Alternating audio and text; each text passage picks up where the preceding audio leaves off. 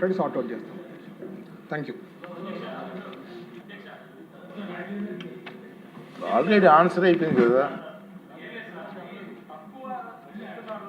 వీళ్ళు చెప్పిన దానికి, మంత్రి గారు చెప్పిన దానికి గ్రౌండ్ లెవెల్ అలా లేదు అధ్యక్ష. 15 సంవత్సరాల నుంచి మనం పెండింగ్ పెట్టిన తర్వాత అనేక సమస్యలు వచ్చాయి. చాలామంది డెత్ అయిపోయారు. వాళ్ళకి మళ్ళీ ఇల్లు ఇవ్వమంటే డెత్ అయిపోయారు కదా, మేము ఇల్లు ఇవ్వమంటాను. ఇలాగ అనేకమైన సమస్యలు ఉన్నాయి అధ్యక్ష. మేము కూడా రైతులతో రోజు మాట్లాడుతున్నాం. ఈ పేపర్లో, సాక్షి పేపర్లో మేము ఆరోపణలు క్రియేట్ చేసుకుంటున్నాం. ఇవన్నీ మాకు పక్కన పెట్టినా కూడా మెయిన్ మాకు ప్రజలు ఇంపార్టెంట్ అధ్యక్ష. కాకపోతే ఇవి 15 సంవత్సరాల నుంచి అనేక సమస్యలు యాడ్ అయిపోతున్నాయి అధ్యక్ష.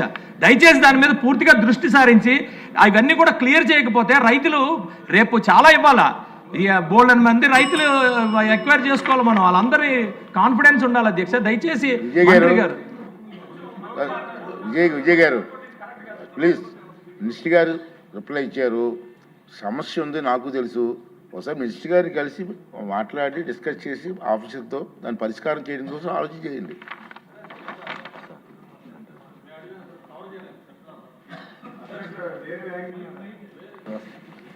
అసలు మీకు సిగ్నేచర్ లేదు. ఇచ్చారు కదా పర్మిషన్. ఒకసారి చెప్తారా? రెడీగా ఉన్నారని చెప్పడానికి. ఓకే ఓకే చెప్పండి. సీనియర్ మెంబర్ కాదు. ఏం లేదు, అది మేము చెప్పే కాదు కాదు అంటే మేము ఏమడుగుతున్నాం, క్వశ్చన్ వినట్లేదు అన్నమాట మంత్రులు. అది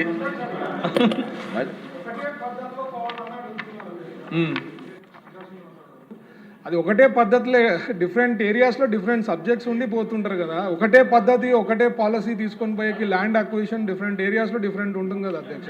ఇష్యూస్ అనేది చెప్పండి. చెప్పింది మీరు ఐటీకి, టూరిజంకి, లేకపోతే ఎడ్యుకేషన్